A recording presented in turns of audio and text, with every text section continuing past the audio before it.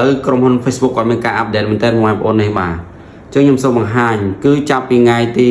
18បងប្អូននេះអញ្ចឹងទៅតាមបងប្អូនដែលគាត់ boot page ផ្ដោតសំខាន់ទៅលើបងប្អូនដែលមានការ boot page ធម្មតាបងប្អូនមាន add account គេហៅថា personal ឬក៏ BM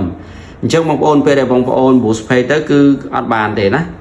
បើសិនជាចាប់ពីថ្ងៃទី18ខែ8ទៅនេះគឺ boot គឺគាំងទាំងអស់ហ្មងបាទអញ្ចឹងបើសិនជាគាំងបងប្អូន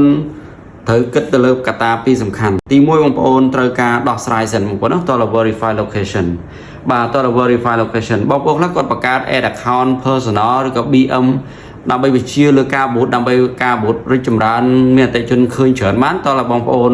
ធ្វើការមាន add account personal ឬក៏ BM គេ business manager អញ្ចឹងឥឡូវក្រុម Facebook គាត់ update អញ្ចឹងបើសិនជាបងប្អូនអត់ដោះស្រាយ verify location ទេគឺ add account ហ្នឹងគឺ boot អត់បានទេអញ្ចឹងបងប្អូនមិនអាច boot page បានទេអញ្ចឹងបើសិនជាបងប្អូនមានបញ្ហាបាទមានបញ្ហាទាំងអស់ហ្នឹងគឺ BUI គឺមានវីដេអូចែកម្លែកក្នុង YouTube ឬក្នុង page ឯប៉ុន្តែករណីខ្លះវាធ្ងន់កម្រិតធ្ងន់យើងមិនអាចបញ្យល់បងប្អូនឲ្យស៊ីជម្រៅបានទេអញ្ចឹងហាននេះហើយយើងសូមទទួលនៅការផ្ដល់ជូននៅការសេវាកម្មដោយតម្លៃពិសេសជូនតែម្ដងទៅយើងចែកម្លែកប៉ុន្តែករណីខ្លះយើងត្រូវការរកការ verify